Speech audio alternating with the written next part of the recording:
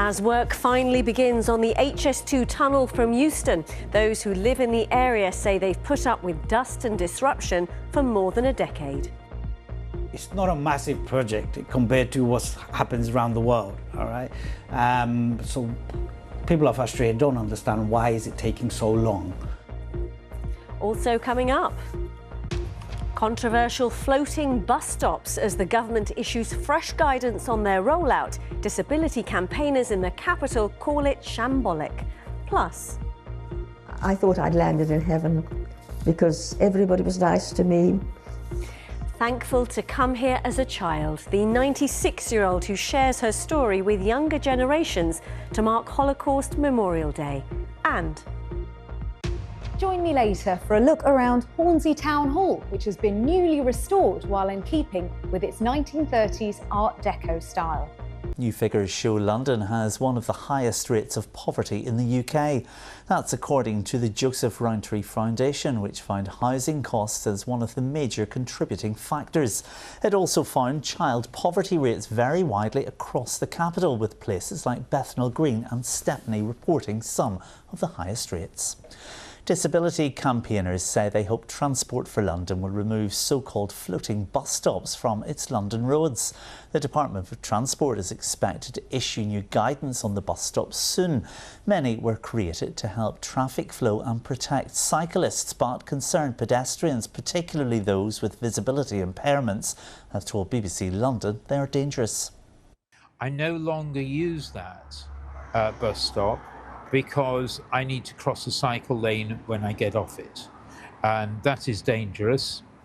So I don't want to put my life in my hands. I've tried using it before, and I found it extremely difficult and hazardous. A report out this morning claims HMP Chelmsford is making progress despite overcrowding and its ageing prison estate.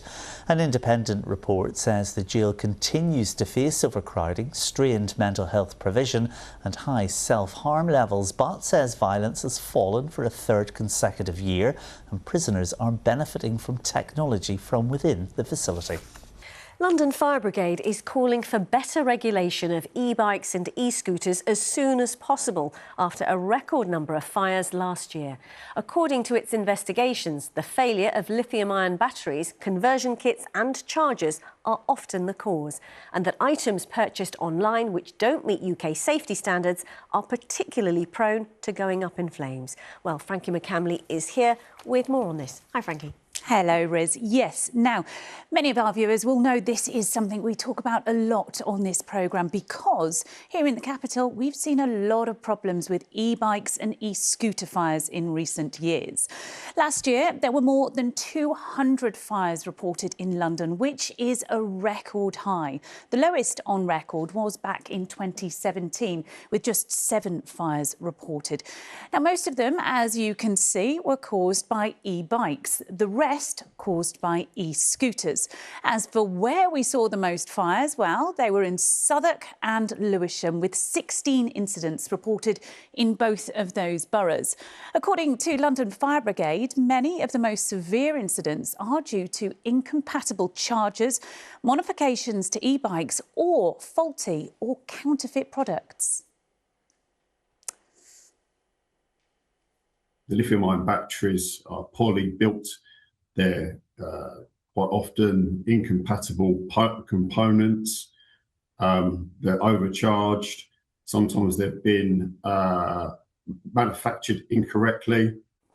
So the big question is, what can we do to stop accidents like this from happening? And as you can see, some of the results are absolutely devastating. So make sure you buy your e-scooter or e-bike from a reputable retailer.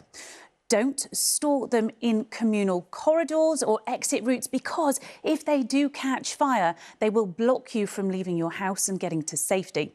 The final tip is to make sure your detectors are working in your homes. Most importantly, they're working and, Riz, they are to a good standard.